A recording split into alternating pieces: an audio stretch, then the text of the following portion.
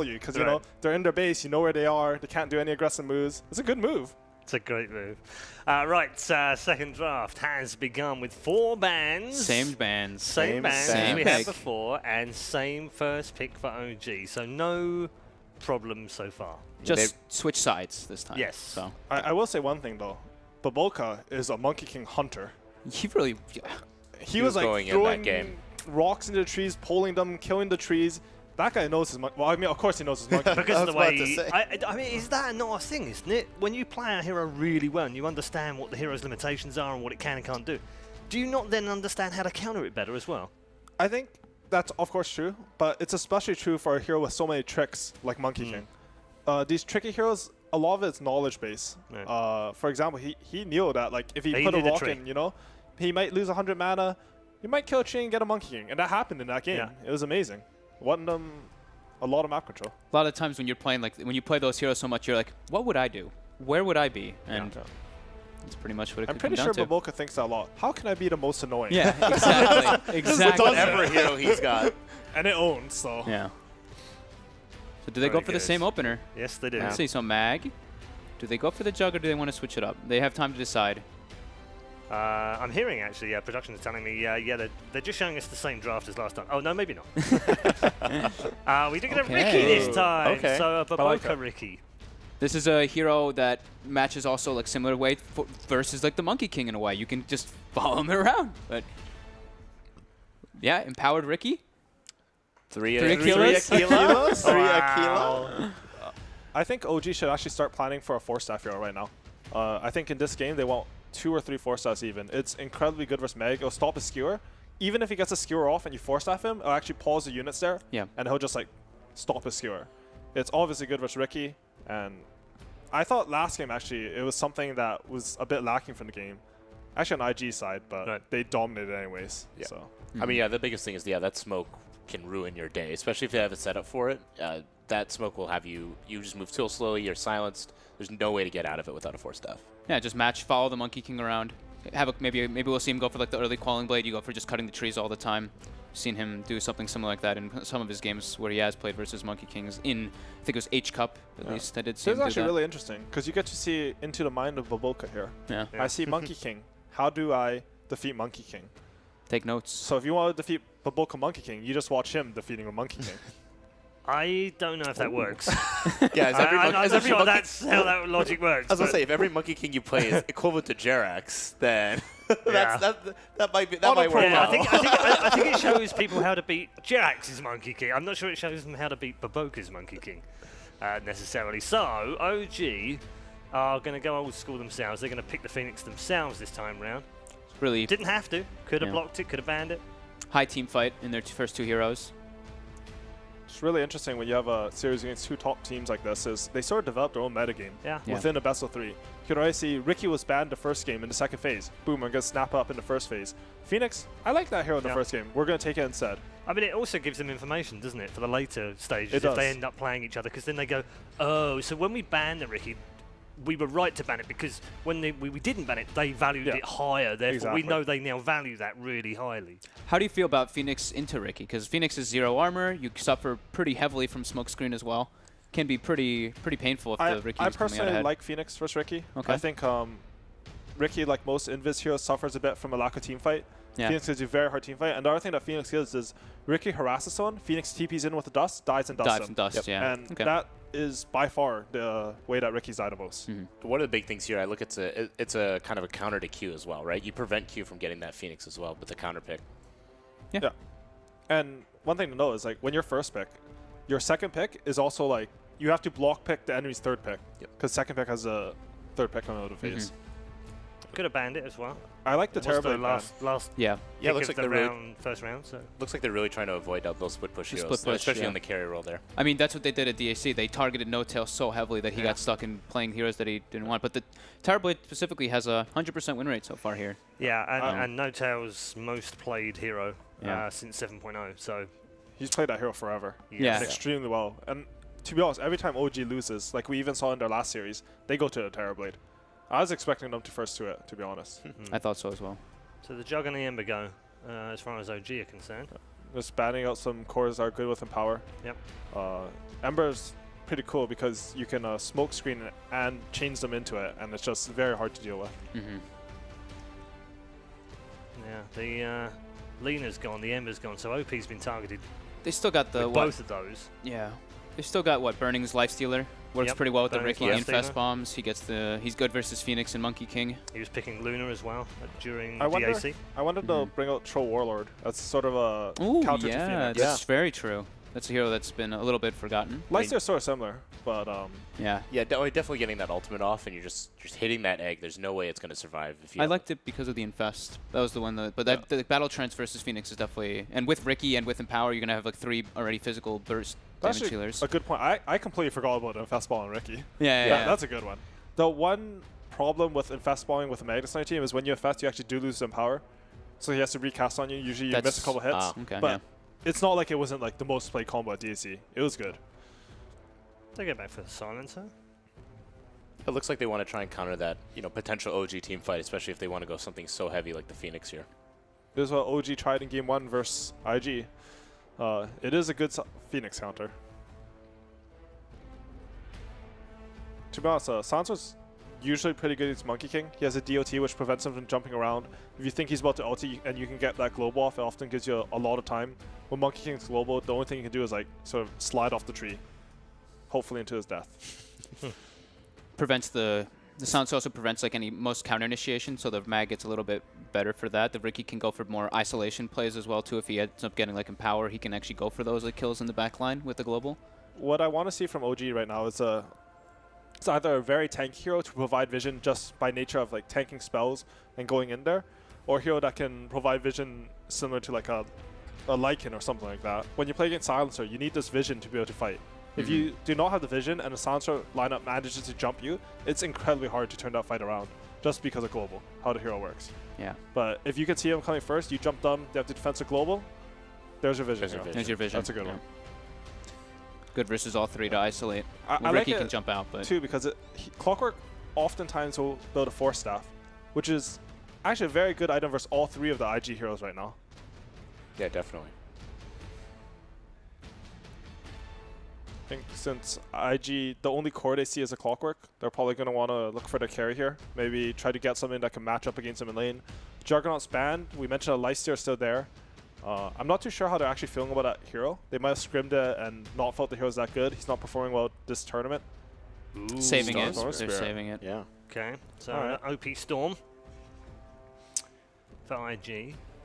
Do OG respond in kind, or do they go slightly different here? I love seeing Storm and Riki on the same team. Pocket Riki always comes to mind, but it doesn't happen.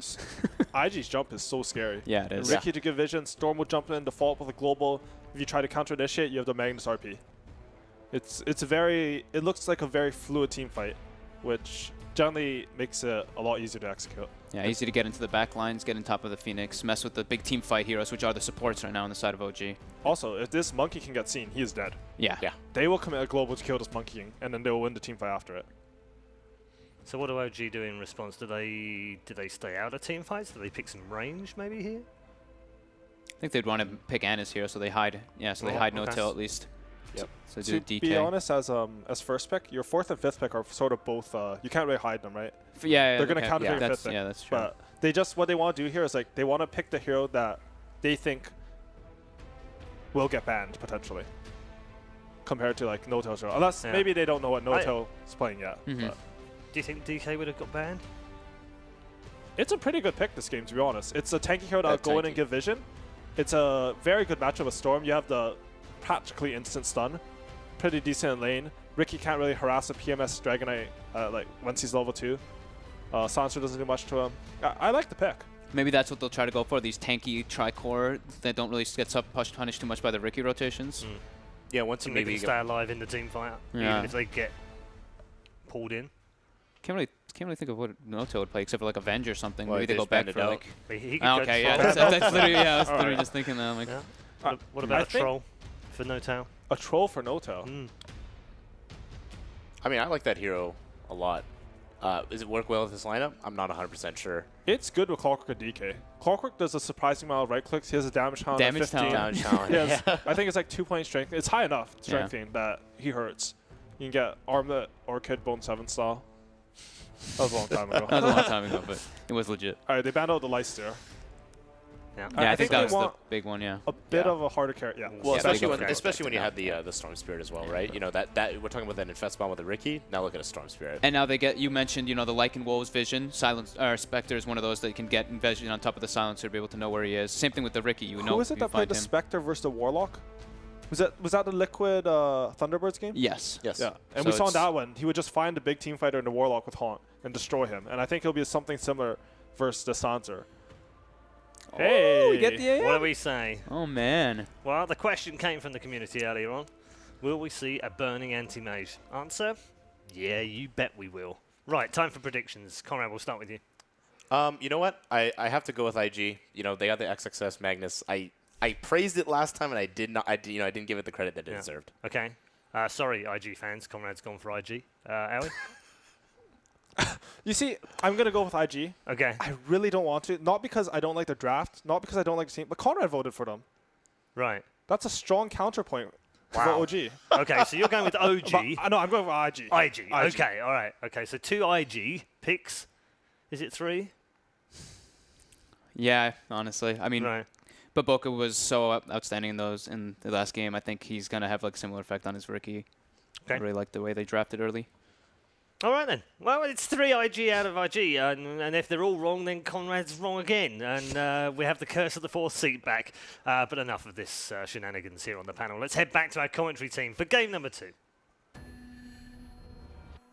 Well, it's the classic number 1 man-on-man hard carry position. It's the anti-mage versus the spec. Sind. Yay, TI won. Yeah. Woo! Yeah. Warcraft 3. That's an old school, very old school matchup. It is. I agree. Well, you had the panel. They all predicted IG. Now, obviously, you're the king of predictions. You saw that RP coming. I was 0-2 on my panel predictions. I think that the seat I was sitting in is actually cursed. So far, that seat is 1-6. And the one correct prediction was Gods' prediction in Game 3. Conrad was wrong in Game 1. I was wrong in both mine. Gods was wrong in his first 2. Maybe we just need better analysts in the seat. Yeah, that's possible. We don't know what we're doing, actually. It's nice that we get to sit there and talk, at least.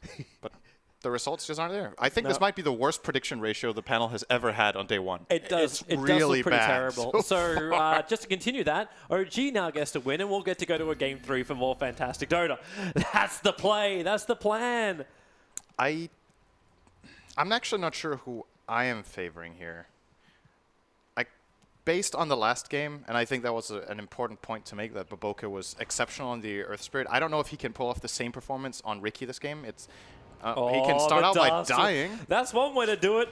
Smoke breaks, Bobica gets revealed. XXS, he's going to skewer. 4 hero is back. Is he going to try and take this for the team? Bobica is still revealed for the moment, but the dust, it just wore off. They have to plan down a Sentry Ward 2. The Cogs push him out. S4 will get the kill and isolates XXS. He's trying to run out. S4's body blocking him up. They need a little bit more time to attack into him. They don't have the damage.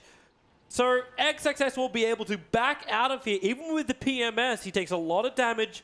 And it looks like he's going to go all the way back to base to heal up. And Burning and Q are going to try and make the most out of this. They're advancing forward. They want to take this bounty rune away from Ana because they know Ana has no friends to help him. In fact, okay, now they do. S4 will come in. He'll cog Burning back down again, forcing Burning to actually contest for the rune. And then blink himself away to safety. But it did go the way of Ana. So it's just a 2-for-2 trade-off for the runes after all of that. Very nice start for OG, though. Great play to move down there, get the dust off on the Ricky, get that kill. Forcing Magnus back to base, like you said, also makes a difference. And in addition to that, they also managed to force Burning to skill Blink level 1. And this actually does make a bit of a difference in this matchup against Clockwork, because what Clockwork wants to do is he wants to keep trying to cog the animation, get him out of mana, but it becomes like this fist fight early on where AM will just try to run at you and mana break you down so you can't do it. At this point, the option isn't even there, so S4 can get quite a bit more out of this lane than usual, unless they actually just tri-lane and sit on his Clockwork, just like in Game 1. But then again, is S4 really that sad about that? He held the creep wave back far enough, and Bobica can't really easily kill off this Clockwork. Well, that's good enough. Unfortunately for him, now his wave is pushing quite heavily. So he got like 2/3 of a level here, almost 3/4. It's just Clockwork has this problem that other offlaners don't, that he is really not that good at retiring into the jungle. Like, you can't really farm the jungle very well, and in addition to that, you're against a Riki. It's not really an option, so he's going to try his best to at least just keep the enemy heroes here and to try his best to get levels. He got a bit of experience there, but now he needs to be careful, actually. Doing some good damage here, will survive. And another defensive cogs has to be triggered. Flask and Tango needs to be used here. Still keeping the Shrine available. I want to keep my eyes a little bit closer on, well, on two lanes, in fact. XXS is going to skewer back. GRX getting in range of the tier 1 tower. GRX copying a lot of damage for that. But it's mid lane. It's watching the DK play. Now, obviously, we know Anna's going to have a better time once he reaches his bottle. But OP kind of destroyed him in the mid game, in game 1. How does this scenario play out here in game 2? I think this lane matchup, I'm not 100% sure how this usually goes. I think it's fairly even. It's hard for Storm to harass Dragon Knight out entirely, and yes, maybe you hit a Static Remnant once in a while on him, or at least the Overload, but Dragon Knight can of course lower your damage a lot with Breathe Fire, and at the end of the day, this should be like pretty even, you know. There's a slight lead for Storm, but he's also pushing in, so there's more creeps coming on his way. Overall, just fine. As far as mid-game goes, Storm versus Dragon Knight is a very volatile matchup, where if Storm gets the jump on DK and pulls him into his team and then kill him off, that's great. If he can't, Dragon Knight has one of the better stuns against Storm Spirit. It's very fast, used to be instant, but still is a very quick stun. And if you get caught off guard by that as Storm, you could just get killed off by a lot of things in this game. Oh, no, Bobica. He's killed many couriers in his time, and if he gets this one, the bottle will be delivered to Anna. The courier will still die, so there's no ferrying available for Anna. And Jirax actually just took the Invis rune as the Monkey King, bouncing himself away. Still a lot of good gold. Of course, as always, it is a way less significant loss to lose a ground courier than a flying one. He hit the scan. Ground courier gives no experience, and actually triggered the dust. Yeah, Jirax wants to go on Bobica. The last second of that Radiant scan revealed him, and Jirax is trying to do as much damage as he possibly can to kill off this Riki, and he will have enough. Jirax able to solo kill off Bobica.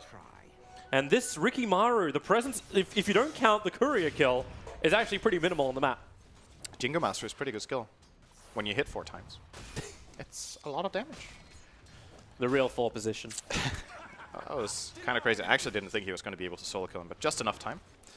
So, well, let's have a look at the side lanes a little bit. So No Tail and Burning are both more or less free farming, and this is a classic matchup where both heroes actually have kill potential on each other. It depends on a couple of conditions in the mid game. If the Spectre has any sort of setup on the AM, where AM is locked down, she can kill him really, really fast with Desolate with a Manta style. And on the other hand, if AM gets the jump on Spectre with an Abyssal Blade, he can burn all of her mana before she even gets the Haunt off. So it is one of those matchups where I feel like rather than the carries, it's about how the other cores are doing. Like if Storm can set up the Anti-Mage for a good game, or if the Dragon Knight can put enough pressure that Spectre can keep farming like this and reach her items. And so far pretty even overall, I would say. It may start to tilt a little bit. You look at what Burning's built. Like he's going no boots, he's got the PMS, and he's got Hand of Midas ready to go. If he wants to, in fact, that's exactly what he's done. He just bought the recipe, and it's coming in the backpack of the courier. It's funny, we were calling this a TI1 matchup, right, between the carries. This Anti-Mage Midas, I know Burning did it in a recent game, but apart from that, I can't remember seeing it in an official game since Hvos did it in like the Defense 2 or something. Like, it's been a really long time since people bought Midas on AM. So interesting. Maybe it tells us a lot about how teams perceive this patch, that it just doesn't go as fast right now anymore. It's pretty bold if you think about it. He's going for a Midas AM build-up against a team with Dragon Knight, which, you know, usually want to push towers fast, but he just doesn't feel threatened enough. I would love to agree with you with your point, but at the same time, like you look at the kill count that came in from game 1, everyone was going Midas, and we're still going at least 2-3 kills a minute. Absolutely. So it's like the pace of the push game has slowed down, but there's still fighting. Much more brawling. Definitely still fighting.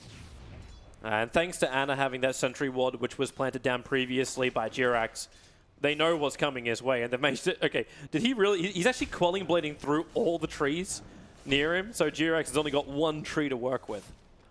Both Bobica and Jirax have very low levels. Jirax is closing in on level 3 minutes 6. Bobica just got level 2, so The 4 positions in this game will be a little bit quieter, probably, than the last game where Boboka kind of just took over the game. Is Jirax actually trying to hide himself inside the rune? Oh, look, like, there's a haste. Haste rune sitting, like, you need to get the perfect rotation time to make that work. Which one is real, the static one or the moving one? I don't know. You try and click both of them. Oh, looks like he at least secured the rune for Ana there. Or actually, rather, he took it himself. I guess Ana didn't want it. Maybe they see some play potential here, but this kill is very difficult. They're waiting for Jirax to hit level 3 so they have that boundless, but it's such a short duration stun, 0.4 on level 1. This play in my mind doesn't really exist. It doesn't, but the fact that supports aren't there for Invictus Gaming, it still gives the confidence for S4 to play aggressive. And maybe this is also the time when Jirax needs to back out. Like, yeah, he doesn't have level 3. Okay, maybe with Phoenix here, they start the attack. You've got the blink strike, the blink, so you can get away that way. But Jirax pounces forward, the rocket will connect, and Phoenix, do you want to commit for this with a spectral horn? Burning isolated, but he's able to jump away, but the spirits fly, needs to hit the target. Burning dodges 2 so far. Watch the fancy feet go, 3, 4, he dodges all of them. We've got Michael Flatley, Lord of the Farm, right here on the top lane. He could actually even have been cocky there and gone for the kill on Fly if he wanted to. It's maybe a bit extreme, but Fly was out of his spells. And he had a creep wave on him. But Burning, just escaping that, going to be very happy with that. Storm Spirit's now going to be able to kill off Fly. So OP burns the last bit of his mana he had to do so. Notel actually got kind of lucky because he jumped back down to his illusion on the bottom lane and was able to get back into the farm without being stuck up on top. How much did Ana do with this? So whenever you look at a Dragon Knight mid, there's the big moment for Dragon Knight, the first big moment in the game, the hero is pretty stale in the start. Like, you're just a static laner, you're just farming. Maybe you get a kill if you get some great rotation, but most of the time you can't do it alone. So you wait for level 6, and then you want to try to push the tower. Yeah. How much did he get out of this Dragon form? He managed to get half a tower while Storm was gone. They've rotated in the Silencer to leech the lane. He got it down to a quarter. That's pretty all right, actually. That's always the threat when you're playing against Dragon Knight and you leave your lane. This is a thing you have to take into account. And IG might have been caught a little off guard. You generally don't want to give this much health for a kill on a support. I would say if Fly got the choice, coming in, he would take this trade any day, that he gives up his life for 2/3 of a mid tower this early in the game. Is OP ready to go? Bobrika's managed to find Fly. But he's got 1/1/1 at the moment. So we could potentially get the... Has double damage on Ricky. You want to go on Ana? Okay, OP gets a little bit of a wrong jump, and then the sprites actually hit the targets perfectly, make it so difficult to kill off Ana. So Icarus dive forward. Bobrika, as well as Q, are not very healthy, and with a battery assault from S4, he's going to find this kill. A little bit more mana. 1 second now, he's got the hook shot up. S4 goes in deep, finds the kill on Q. And there is nothing Bobrika can do about that one, apart from maybe snipe off Ana, but no, Ana back into Dragon form. He wants to push the lane. Sick play by Fly there. That was kind of made up for the 4 he missed in a row by hitting a triple. They needed that too. If he hits like 1 or 2 targets there, I think Ana will die. But Ricky couldn't make use of his double damage. He had no attack speed at all. And like you said, this tower, if he gets 1 more hit in, this tower is down. Yep. Ana is being a bit cautious here. He's got 14 1 charges, so he knows he's safe. Fly even steals the bounty rune away from the Ricky. This is the... Usually goes the other way around. Notel wants to fight. He's got Spectral Horn available and wants to try and come out. And here it comes. Fly gets silenced up, and Notel, he actually focuses onto Q instead. So while Fly might be down, Notel needs 1 more attack to get the kill on Q. With S4 right behind him, Bobrika also has to run out. But it guarantees the last hit on the tower in the mid lane for Notel. In fact, he's the man to take it. And he went for an early, like, not even phase boots, it's just that Urn build onto the spec. This game definitely looks better for OG than the first one did here in the early game. Getting a couple of good kills, getting the first tier 1 tower.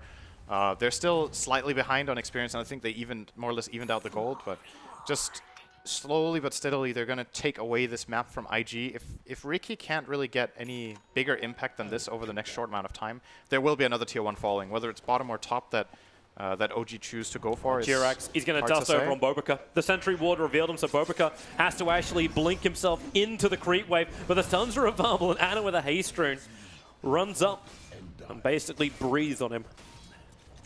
This definitely looks like an OG that have done their research on how to deal with this hero.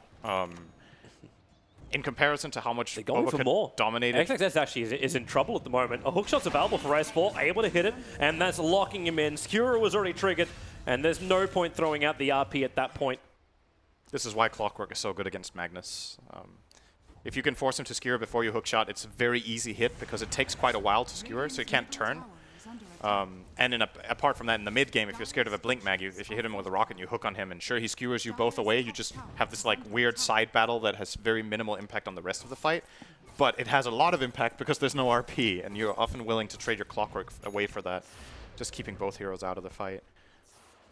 Good stuff from OG. This top tower is actually close to falling now with this rotation from Ana. This is exactly how you should play Dragon Knight in almost every single game. One tower to the next to the next. Every time your ulti comes off cooldown, force a team fight or force a push. And Ricky is just not a hero right now. I think that's the problem. They've dealt with him so well this game in comparison to the games at DAC that Boboka is level 4 minute 12, and I think the Tome has already been used by Silencer to get his level almost 7. So they really... IG are kind of forced to slow the game down because of the nature of how, in my opinion, greedy their draft is. Their 2 cores are, all 3 of their cores actually are very item dependent. Anti-Mage, Storm, and Magnus need to farm. And that means if the supports aren't making plays, seriously, how many plays are you going to make on a Silencer? Well, who's left? The one guy that got hard countered is left to make your plays. There's just not plays happening right now. S4 missed his hook shot, so Q's able to retreat off the top lane. XXS may not be so lucky as there goes Spectral Haunt quickly into the dagger. They know Magnus has that skewer, but very difficult to do. He has to RP, but the breathe fire from Ana's in range. So RP now goes down. That's 112 seconds before it's going to come back off cooldown. He'll probably have it by the time he's got the money for his Blink Dagger. A lot of issues when you lose such big team fight. OG can now pressure once again. Dragon forms off cooldown in 12 seconds time with a double damage rune. If they want top tower, they can probably take it. But Burning is bailed out. He's gone bottom lane to add pressure to the tier 1 tower of the safe lane of OG. The way I see it, this is the only way IG can play this game right now with a win condition. If they don't split push like this with Anti-Mage, it's just not going to happen. Like, team fights right now are borderline impossible until Mag at least has a blink, and even then, do they actually have the damage to kill heroes? OG are fairly sustainable and have, of course, the counter engage of the Clockwork, and their cores, both Dragon Knight and Spectre, are not easy kills anymore. So you gotta take it slow, split up the map, and try not to get picked off too much. The good news in that regard is this Anti-Mage, once he gets like his first item that gives him a bit of tankability, will be very hard for them to kill. What do they have? Hookshot. He can blink out after. Dragon Knight needs he may not get to that point. Jirax, the hookshot comes in, and Jirax follows up on the stun. It was Burning trying to just farm with a little bit of empower those Ancients. But when that happens, Ana's pressuring the bottom lane. Oh, he doesn't have his tankability item yet, Toby. No, so he doesn't. He is very mortal right now. It questions, like, should you have gone for the Vanguard and used the Empower instead? It's a possibility. I feel like this Midas into Battle Fury with Empower is, like, ultra greedy when you're playing against Dragon Knight lineups. I'm Storm not really that big of a fan, S4's right behind him. He's got the battery assault valve, but it's going to cog him in, and Notel will do the rest. Meanwhile, on bottom lane, Fly throwing out the sprites. XXS gets a jump away, but it's too much damage. Even Ana's attack follows him out. Q's got nowhere to survive, and Boboka's smoke screen doesn't really do anything. His damage into Fly, that'll do something. But Mr. 3 Aquila doesn't even have that much money, and Jirax is ready to go again. Notel, that high movement speed with the phase boots. A trick to the trade will buy a little bit of time, but Jirax, a perfect moment, lands the stun. A quick blink up, but the Urn Charge is out. One attack from Notel. He doesn't see him, but the Urn Charge, it ticks him down. He doesn't reach the shrine in time. OG kill after kill. They take the tier 1 tower on bottom lane, and S4's already setting up for the top lane. I don't know, I can't help but feel like this death scene is like when you try to get to an oasis in the desert and you see it. You start having see the mirage. You have this Fata Morgana and you're right. You feel like, I got it. Yeah, unfortunate. Ricky doesn't make it. Well, if this continues, then IG will be hitting a wall soon that they can't really climb anymore. Unless Burning just plays elusive. They need this, they need this Mag Blink. He actually needs his Battle Fury in order to do that, because he can never sit next to the Magnus to get the buff. Yeah, and even with the Battle Fury, he's exposed to die. He can die to a Haunt at 2 stuns. It's on the Boboka. The Sentry wards are down. The Observer ward saw Q coming in as well. So it was optimistic that would work. But here they come. Dragon form off cooldown and tier 2 tower. Middle lane, or they just smoke up. Blink Dagger plus Armlet on the DK. Where's the target? They don't have vision of anyone. You do have OP as well as XXS trying to farm the mostly safe place, which is currently OG's jungle. A dust goes out. They do not see Boboka. They just see Q instead. He doesn't really have much more to offer, however, apart from his life. He did. Yeah, he did. Love this item from Ana. This is exactly what they need to do. Blink Dagger on Dragon Knight right now. It's Shadow Blade or Blink. Either is good. Just go hunting, you know. Find the Storm, find the AM. With any sort of backup plus a Haunt, it's a kill. So the map is just not safe anymore, anywhere for IG if they don't have great vision out, or if Ricky isn't providing very good scouting at the same time. It just passively limits the farm of Burning that he needs to be so scared all the time. And OG will now find the first tier 2 of the game. The good thing for IG is that they have Ricky, so they get wards out at the very least. Yep. Ricky's going to scout out the movement to top lane. It's Notel. Burning needs to get out of here, but Jirax is waiting for him. Doesn't find the right opportunity, but Notel haunts him. Now the opportunity is ripe. And Anti-Mage, Burning! He blinks, starts the TP through the trees. Notel! Damn, that was close. I think he ran out of phase. He lost the dagger phase for a moment, so he couldn't continue in the straight line. I think he knew exactly where Burning was. But well, he made an absolute beeline for him. I mean, he was going on the right mark. Just narrowly surviving that. Did cost them a global silence, but it was a trade-off for Haunt. So I think if you're IG and you dodge ganks like this, you have to be satisfied with that. There's not much more to hope for right now. Mid lane. We'll be Storm. Long jump. Will not be okay at all. Already here. The stun's there. He's almost got 4 hits. He's waiting. He's actually letting Notel get the last hit. They're pumping money into this spec. How close is he to Manta? So he has Yasha. There's nothing on the courier. He needs about 2,000. That is a game changer, because then Dragon Knight and Spectre together can kill any hero on the map, I think. Even the Storm can be killed in a Dragon Knight stun alone if they insta-haunt Manta. Top lane, Baboka. No dust and no tail, though. And no real follow-up. This bottom lane where OG were looking for an opening, and there is one man hiding in the tree lines. It's Q. Would you believe it? Look at how many towers OG have taken. They've taken 4 towers to IG's 1, and they're 12 kills ahead. Look at the graphs. That's actually unbelievable. You would expect it to be a hell of a lot more in favor of OG. You would. It's an Anti-Mage with Midas, Battle Fury, and Empower. Okay, you know, we will be farming fast, and OG are effectively trading farm for kills. He's not even that far ahead of the DK. Like, if you balance it out, like the DK AM are close, the Spec and the Storm are close, the Magnus and the Clockwork are close. And the other thing is, in a way, yes, this Anti-Mage is farmed, but his current value is not his net worth. Like, he can't use this 10k for anything. Yep. So yes, they're keeping up in farm, but in terms of actual like power ranking in this game or whatever you want to call it, OG is at a clear first place with IG far down on a second place.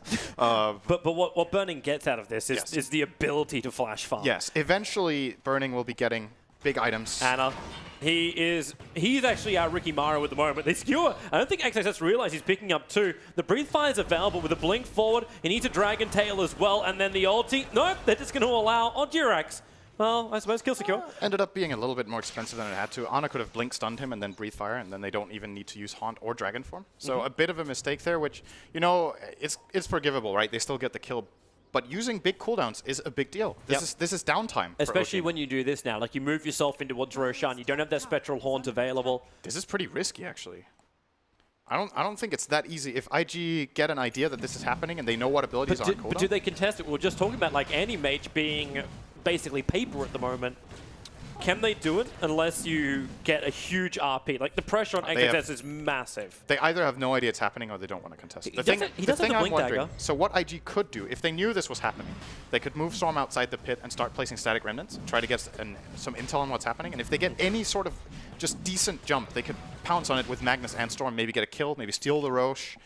That's what I mean. Like, it's not like OG are not going to be able to kill this Roche, but it could fail. It could be stolen. Or, you see, Ana actually dropped down to quarter health. RP, they commit. They just want the one quick pick-off over on Jirax. He was right on top of an Observer Ward. -2. -2, +2. -2. Glass is half full, Sind. Yep. It's technically +4 on Q. No, it's technically -2 and +2, but not +4 on Q. He's +4. I mean, yes, he has 4 now, but not that kill token. In total, he has +4. I wonder who stole the int from the first place. The first kill, I don't know. You know what? We've been begging for that. It can only be Fly. He has all the other deaths. So that's answered there. Well, So at a 506 mana pool. That's so all of terrific. OG's cores are deathless in this game, and this is a totally different story playing Clockwork under these conditions than in the first game where this S4 got TP. countered a lot. S4, that's a very quick blink away. Thanks to the Observer Ward this down. Oh, Seeing the XXS support with the sick hook shot. shot. S4, there's a reason why you would pick him Clockwork time and time again, even if it doesn't work. This man's a really nice hook. initiation, he is the perfect hooker. I don't actually think he had vision for that even. He just guessed based on the trajectory of the... There was the one Observer Ward. They he potentially, saw, but it didn't see it properly. I think he didn't even see the skewer start. I think he was in the fog already when he did that. And it was just a guess, and sometimes you guess right. What I was getting at with the Clockwork is, in comparison to game number 1, this game Clockwork is farmed. And this hero is actually really strong with farm. Just, he buys utility items that make him tanky, and he can brawl very well. Jerax. Jerax. Oh. Did anyone bring reveal? Oh, dear. He's just a Shadow Amulet. He's been playing around with it. Now he goes for the Wukong command. Bobica, trick to the trade. Who's got the better circle? Right now, he blinks over for the stun. It connects on Bobica. The stun ray's out, so Fly will heal up. Jerax, but it's so close. That was actually crazy close. You know, when Ricky uses Blink Strike, you end in behind the target, but he still got hit by that outward going arc of Boundless Strike, so didn't manage to find that pick that he would have loved to have there. And by the way, it looks like Bobica has changed his item build this game. Realized when you're being crushed, maybe you shouldn't go for 3 Rings of Aquila. This time he's going for a fast Yasha. Ana is going to cruise by here, kill Q with a haste rune. But And he can go down. That Observer Ward's watching XXS blink himself over, and with a haste rune, Ana can catch up, and he goes into the oldie form.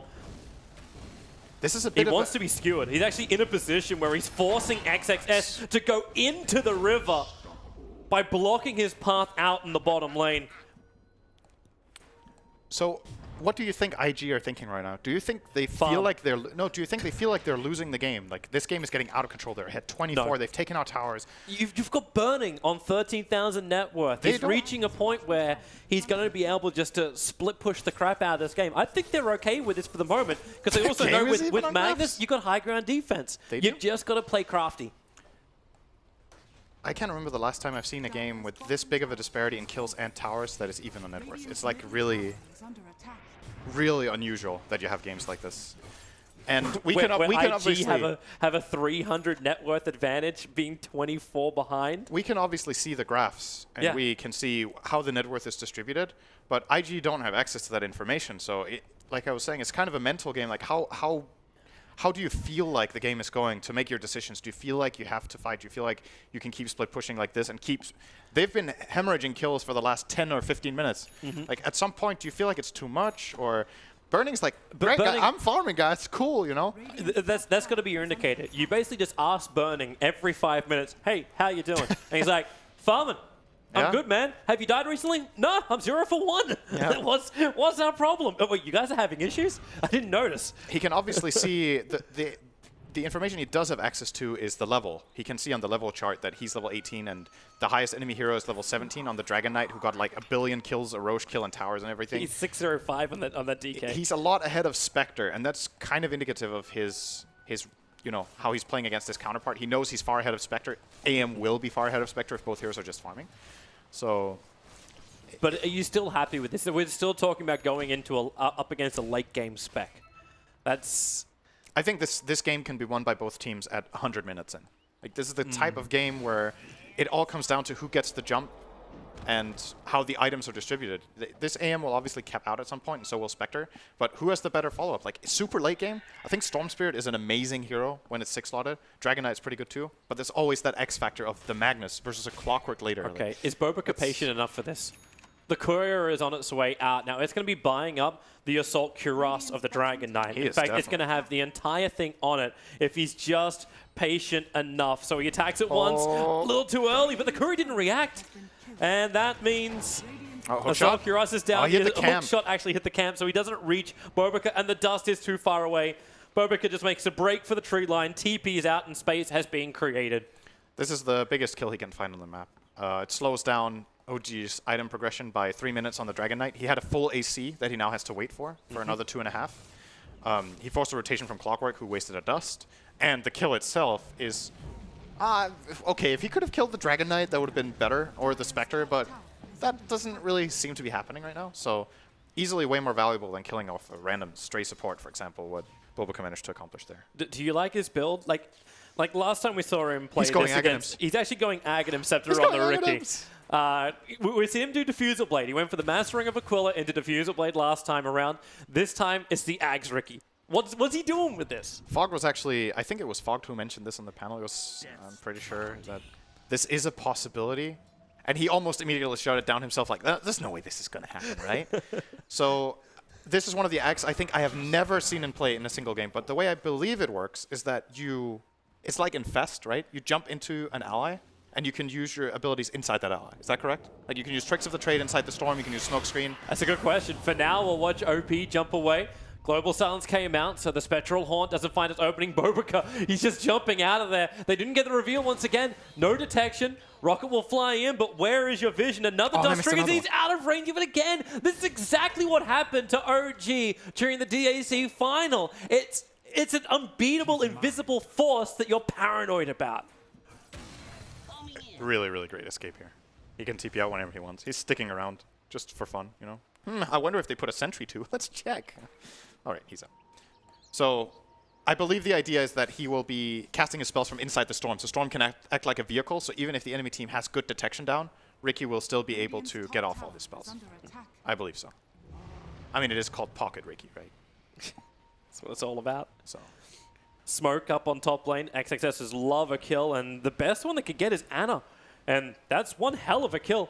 So Bobaka has to be the vision. Right now, they don't see anyone in the tree lines, but look where he goes. They know they're going to find him. Ana, Tricks of the Trade, make sure he cannot blink himself out, pull him back. Durex got himself a 3-man stun, but Ana, you can't toggle that. huge kill. And it's Bobaka who gets the kill. The money towards the great Aghanim Scepter is starting to be piled in. Can't believe I'm saying that, but that kill is Ricky's point booster. Hey! Unusual. So, well, I had my doubts about Burning. I shouldn't have, I guess. He has been able to completely look at dodge. the dagger. Bobaka's dead. Well, that's now Ricky a little bit further away from his point booster. Oh, he almost got his point booster. He was It short. still sounds so weird to me to even say that. If he sold his Quelling Blade, he would have a chance. But you're up against Monkey King. You ain't selling that. But I want to point out, you know, when it comes to Anti-Mages and you look at the CS and it's like, oh, he has more than 10 CS per minute, that's great. The thing that's really impressive to me in this game is that Burning has only died once out of 21 kills. And he's playing against a lineup that does have kill potential on it until he got this Manta. Fly! You could hear the Mana Void going off, but it just didn't connect in time. Very close. And now, because he did get away with this ultra greedy build, now he's ramping up way faster than everyone else. He's 20k net worth. Wait, we're 28 minutes in, and the nearest to him is just shy of 13k. What's his GPM? All right, 700. We're still good. I predicted 900 to 999. Don't tell anyone. Really? Yeah. Why would you do that when there could be an Alchemist pick? Alchemist got nerfed a lot. He did, but you know one of them is going to be appearing somewhere. Yeah, but it still needs to get 1,000 GPM. If you pick an Alch, you don't automatically get 1,000 GPM. That's still a really good Alch game. So I think Burning might actually reach that point if this game goes on. He will be farming faster and faster. His GPM is ramping up more and more. At this point, 724. So he's closing in on doubling up the enemy cores. He's running out of camps is what he's running out of. Yeah, that's a problem Anti-Mage will obviously have in this patch compared to the past.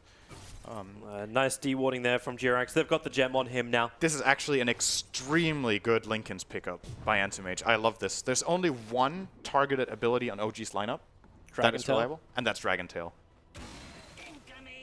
10 seconds until they might have to itemize against. They have a Force Staff on S4, so that could break the Linken's, but it makes the conditions to kill him now are a lot harder for OG to meet. Yeah. Now it's just split pushing bottom. And effectively, what IG has managed to do is, even though they've lost a lot of their map, lost a lot of control in the game in terms of having places to play, Burning has slowly but steadily avoided ganks, farmed up a lot, reached a position of power. Storm Spirit has kept up very nicely as well. He has pretty much the same net worth as Spectre and Dragon Knight on the dominating team in that sense. And now IG, if they do manage to get another item Burning, I think it's go time. They're probably going to get like an Abyssal Blade, and they'll want to fight an OG. Might just be feeling the heat right now. They look at this Anti-Mage and they're like, damn, he is rich. We need to do something about this. Get Aegis push. You've got the Assault Cuirass. You just try and take out a tier 3 tower. This is still really hard. Like, if you try to go high ground with this Dragon Knight, what can happen? He doesn't have BKB. Keep that in mind. So he can get Blink Skewered into Global and he dies under tier 4s and they can kill him again.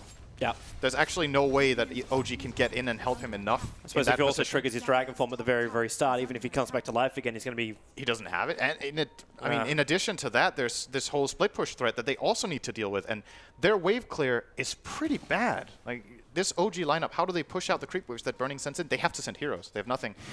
Arguably, Rocket Flare, it's good, but it's not enough. And S4 isn't even level 15 yet for the talent. So IG has basically, with what in some ways couldn't really have been a worse early game, had done totally fine, actually. It's just burning things. It's burning things with their farm. Everyone else helps create the space, and it's the intimidation. And like, how many times has OG lost to the IG Magnus? Is possibly getting out of... Oh, this is Haunt. He should be dying here. Why are they holding the Haunt? All right, they wait for his blink. They didn't want to Haunt for them. Surprising. I think that was a free kill. At this point, these kills, No-Tail should definitely try to claim them, even if it costs a Haunt. I don't think there's anything worth saving it for right now. They have the Aegis. Maybe he's worried about the full push on top. But then again, yeah, you're right. He could have probably even... doesn't he have a TP? Oh, he actually doesn't have a TP. I don't know. Maybe miscommunication there. Maybe they thought they had him. If he haunted into the bottom lane, it would have been right next to the shop for a TP. Oh, yeah. He's not going to die from one TP, though. There's no single hero on IG that can kill him apart from Anti-Mage, and he was not in the neighborhood. You haunt, and you find out where he is. You were talking about it in like the first 5-10 minutes about like the Anti-Mage build, like what does he get for the control, and Abyssal Blade was one of the big things you said. Now, he got the Basher, but he's going for Butterfly next in his quick buy. That's good, too. Both options are good. He just... It's like a... The two items have different strengths, obviously. The Abyssal would allow him to engage and try to kill off a key hero, whereas the Butterfly will make him way more sustainable in case he does get caught by a perfect execution from OG. Great against, obviously, both the Dragon Knight and Spectre. Neither hero really wants to buy an MKB at this point, so it will be very valuable for defensive purposes. Just wanted to say, by the way, this game kind of reminds me of... There was a phase with Liquid, I think, where Kuroki played Riki. Yeah. And the way the game went was that Kuro would die multiple times in the early game, gathering information, forcing out a lot of detection purchase, forcing rotations. And at the end of the day, it was like he could be 0-5, 0-6, 0-7 on Riki, and you could have felt like he had a huge impact in the game just because of how much attention he dragged away. Well, he was a taxi. It feels like the exact same game to me, honestly. This Riki has been such a nuisance to OG, and they countered it, and they did well, but it gave space. It gave so much space to this Anti-Mage that's working out. Similar style we've seen from a team like Adfinum in the past, this tournament, obviously Mousesports, with maybe next time playing Riki or Bounty Hunter. They used those heroes in Adfinum to give Madara a good game on his hard carry Slark, for that jump forward. They get the dust off on Bobrika. They were trying to give him the farm. It was even an empowered Riki jumping in and taking out a full creep wave up on top. They're trying to get him his Aghanim Scepter. The thing about this is that OG have no idea what he's buying. He kept it secret because if he bought the point booster, he would have revealed it. He hasn't shown any component. So what will happen eventually when he gets this Aghanims is that Storm will jump in, they will use their abilities, and OG will probably get really confused in the first fight, like trying to find the Riki, and that's a problem. Yep. That is a problem. And I mean, he was having a bit of a guess. Q was there doing the dewarding, Magnus was in the neighborhood, but the line was wrong. And Burning's almost done. If he sells the mines, he's actually done them. This is a nicely educational game of why when people look at games and they only look at the kill score and they're like, they look at that and they decide who's leading the game, it can be extremely misleading. Like every other metric than gold and just creep kills right now is pointing in OG's favor. They have higher kills, they have the Roshan, they've taken all tier 2 towers apart from one. They are losing this game right now. They are losing it really hard, actually. Look at that net worth. It's still going the way of IG, and there was never really a point where you could say like OG had real control over this game. Even with their kills, even with the jump arounds, it felt like it was happening with the DK. But IG perfectly slowed it up. They split pushed it out, and OG never really got the opportunity they were searching for.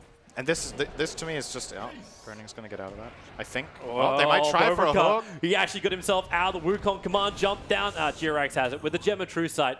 There's nowhere to hide, and that's no Riki for 42 seconds.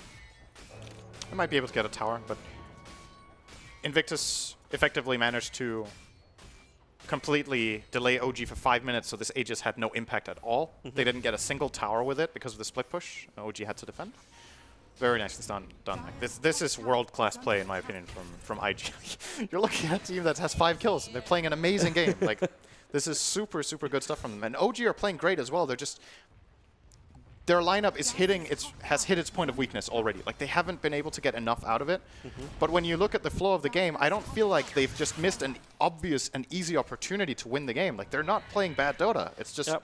Like, the only opportunity we saw missed was not haunting for the Magnus, and that was it. Like, everything else has been according to plan. It's just IG have slowed up their plan. Now the opportunity is Durax hiding under the cover of the Shadowblade, hook shot forward. The Spectral Illusions actually tanked most of it, but the Spectral Haunt gets them closer. Q will go down. This is the big opportunity OG were looking for. They need these kills. OP so low on mana, he can Bloodstone deny himself if he wants to. The Dragon Tail stun, Anna holding in position. Is there a force off? Is there something? There's a Lincoln Sphere. Anna jumping inside. There's your Bloodstone denial, and Burning wants to keep fighting him. The force off is there, but the RP is better. Catching out 2. Now you can jump in, but Bobrica got stunned up. He couldn't follow through as the Ricky Maru, neither could Burning. No man to available. The Lincoln Sphere triggered. He has to bounce back to his tier 3 tower. They killed the Dragon Knight. That's base defended easily. OG can't do anything with this Dragon Knight dead. And Burning back to pushing and farming again. That was a nice move from OG though here, finding this pick off. And they, in a way, you know, a moment ago when I said they've played a good game, I would have liked to see a bit more hunger in this when it comes to killing the cores. It's not easy, you know. In a way, it doesn't sound too hard when you have like Clockwork Hookshot and Spectral Haunt, but the way IG has managed to push out these lanes and make the kills difficult, it's not that easy for OG. But there must have been a couple of times where they had a chance, at least, of going on this AM, and it might have failed. You know, maybe they try it and it doesn't work. But if you don't try at all, it just strategically feels inevitable that this will happen. Like if they don't catch Burning ever, OG has played enough Dota to know that this is happening, and they know what kind of caliber team they're facing. So yeah, this will happen against any top team in the world that gets to play like this with Anti-Mage and Magnus eventually. And at this point, it's really difficult. I think that last fight is almost the best they can hope for. They got a great Haunt, they got the hookshot in, they followed through with the Spectre, the Spectre and the Dragon Knight getting great damage off. The Boundless Strike from Jerax was pretty much perfect, and still they ended up trading, what was it, Dragon Knight for the 2 poor supports and ultimately the Magnus, I believe they did get. Or was it Storm? It was Storm who Bloodstone suicide. Yeah, Storm had a suicide. Yeah. So, but that was definitely good. It was good. But marginal change. IG still got some pretty good hits off. Like the fact you got that RP to happen, yeah, Jirax made a lot of space, but I think both sides are getting a lot of work done. And Jirax is, again, with this Gem of True Sight, they've managed to bypass the Ricky. Burning jumps over. Jirax doesn't find his opening, instead he finds the Ricky, hits the perfect stun. A quick hook shot from S4, and Anna wants to go in deeper, but the RP is out. The Global Silence. Anna can't fight this one, or can he? Where's the damage? Burning with a double kill. He'll end the streak. You'll go into the Nova. This needs to create space. It's not perfectly on top of the hill, but it's close enough that IG will have to bail out. And the stun, it connects on the Silencer. 2 for 2 trade-off, but again, you've got no DK. No Tail doesn't want to fight this one. In fact, none of OG want to. This combination of spells is very, very nice, and something classic that we've seen Fly apply in a lot of his drafts. We've seen... Burning he is dead. In perfectly. Great word. Instant Abyssal Blade trigger as well, so there's no way for Fly to have any chance to jump out of that. And there's 3 heroes down with only 1 buyback. When Fly picks Phoenix, they like to have a secondary teamfight hero that sets up nicely with the Supernova. In this case, it's Wukong's command with the Basher. We've seen them do it with Treant Protector, with Overgrowth. We've seen them do it with Earth Spirit, with all of his combination of Silence and Stun. It's a nice combo to see in play there. It's just too late. It's been too hard for them to find the stun. Burning didn't even need to Abyssal Blade then. The Gem of True Sight's on the deck. OP will take it. I don't think Jirax really meant to hold on to the Gem of True Sight when he went in for that suicidal play. But it was a first hit bash from Burning. So you lose Gem, you lose your Monkey King, and you just lost your entire bottom racks. Yep, he has a higher net worth than Dragon Knight and Spectre combined at this point. So he's actually maxed out. He could get Travels 2 and a Moon Shard. I think we're going to see him buy the Shard right now. And there's your axe. Oh, I'm looking forward to seeing this. Let's watch him. Sadly, at this point, it's probably not going to be the deciding factor. It's just going to be like the icing on the cake. He's not even moving it. Okay, now it's in there. And now eat it. You can't eat it. So, go on. Do a Bobica. Roshan's up and available. All right, so just what Tricks of the Trade does, increases duration and allows you to target an allied hero, hiding within them for the duration. Scepter bonus duration plus 4 seconds. So Tricks of the Trade lasts currently 9 seconds? Really? It sounds right, but that's a long time. That is a really long time, actually. Well, I want to see it. Let's go. Yeah, looking to fight. Let him jump in. Public's like, wait for me. Oh, fly. Don't take me.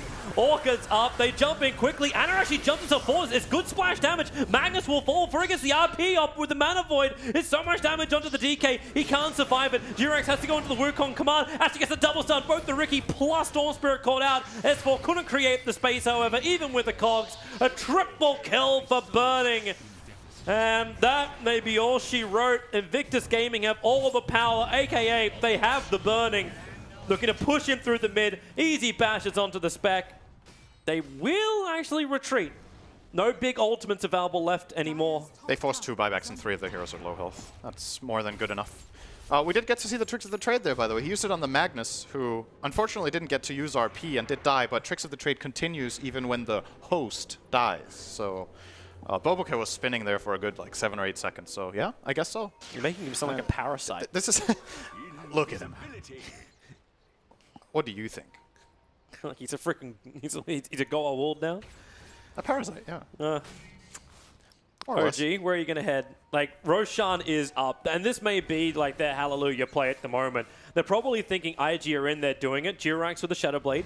Just creeping around the back. Remember that RP is still available and a big pick if they can take it. Tricks of the Trade is out. Hookshot in from S4. He needs to create space, but he's locked Notel inside the cogs. Combining him with the Nova. Burning. He'll have to blink away. Able to do so. So the Nova ineffective. And you've already lost Notel. The RP. Blink Skewer. Dragging back the Dragon Knight. And that will be the game. They've lost 2 of their big heroes with no buybacks available. The bottom wave is pushing in. Burning will help kill off Roshan, but he doesn't even need the Aegis at this point of the game. Well, they're going to throw this on the Storm Spirits. Great Aegis carrier. Jirax doing his best here. Oh, Bobica, he knew! He had the Quelling Blade out, he jumped up, he went for the silence, and you'll lose Jirax as well. You don't Monkey King Bobica. It just doesn't happen. He's kind of playing... When he's playing against Monkey King, it seems like, for his team at least, he's always thinking about the Monkey King. Yeah. Just thinking, what would I do myself in this position? And then just already preparing for the counterplay in case it is indeed there, because he can easily put himself in Jerax's shoes in this game. And yeah, what can you say? IG.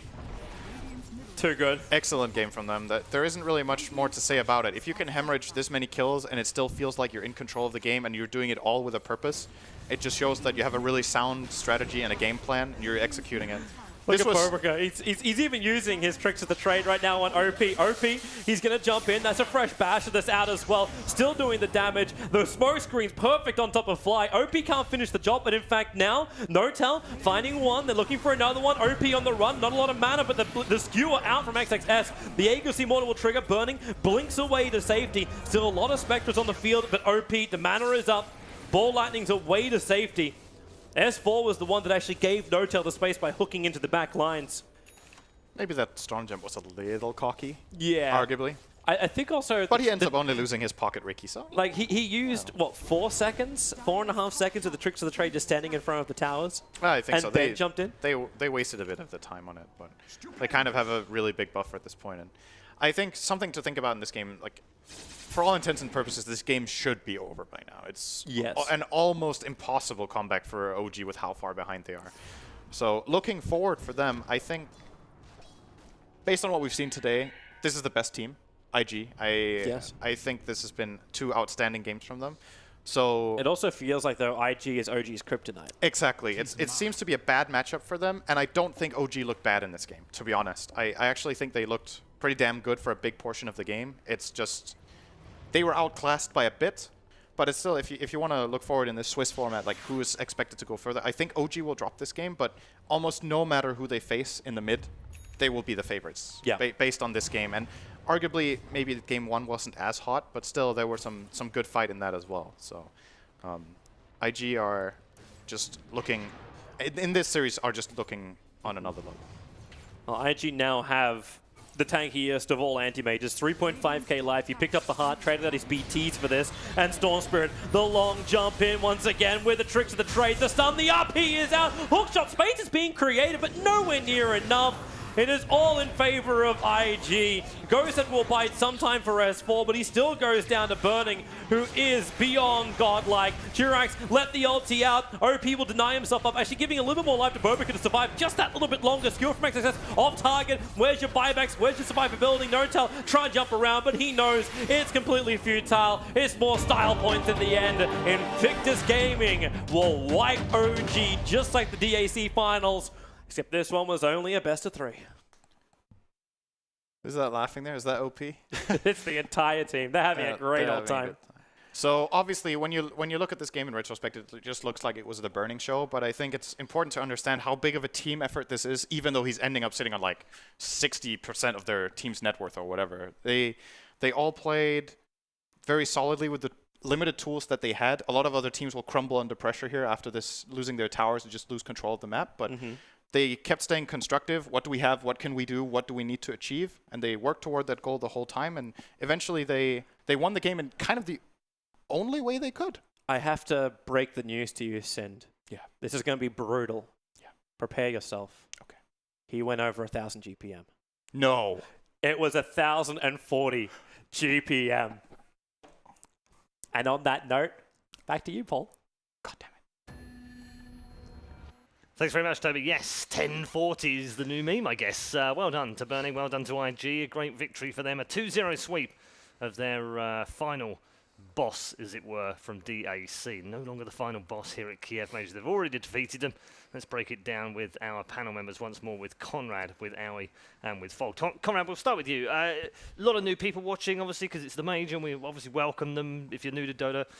They will have looked at the scoreboard and gone, wow, these OG kids are really good. They're winning this easily, but it was never really the case. Explain why. No, definitely. I mean, Burning was able to get that early Midas and just kind of snowball off of that. It took a lot longer, you know, and they got a lot of kills off of S4 and Fly early on in that game. And as soon as Burning kind of got what he needed, XSS empowering him, just kept on farming, and then, look, we're reaching over 1,000 GPM in this game here. Yeah. That's nuts, isn't it? That was a lot of GPM. Prediction secured. Oh, yeah, you just care about the predictions. I like it. Yeah, suddenly going with Conrad actually has paid off. Yeah. I was afraid. Who would have known? You Well, were afraid, genuinely afraid, yeah, but it did pay off. As we go through the match highlights here, what went wrong, Aoi, for OG? I think it was less of what OG did wrong and more of what IG did right. They were just so good at creating space. You know, the Ricky was 1-5. I think he got his level 6 at what, like 14, 15 minutes? It's something really late. But he had very high impact. The kills they got on him were slow. He was juking the trees. He bought a Quelling Blade. By the way, Baboka is the Monkey King Hunter. Yes. Yeah. You know, you had Magnus, who he actually got quite a bit in the early game, but what really made an impact for IG is he would TP to his Anti-Mage to empower him. He would constantly be looking for his Anti-Mage to empower him. A lot of times in pods as Anti-Mage, I would have to go to my Magnus to get empowered. XXS and Neo, it should be the other way. Yeah. I think it was also I think the courier kill was actually kind of significant as well, because that was almost a full AC going to be finished up, and that could have been where OG hits like a little bit of a peak timing to go for those like tier 2s, maybe even go for like Aegis and go for a high ground siege, and they lose that. They lose 3 minutes, and that's 3 minutes with an anti-mage who has Battle Fury, Midas, and Empower. It's pretty massive. So I mean, yeah, Baboka again, the space maker for his team, allowing his team to kind of play their own game, and he's the one just being that little nuisance that he is. I mean, he was super slippery that game. You know, how many times did he end up dodging a smoke just by like just a smallest little bit? I do want to say Anna played the early game extremely well. He did.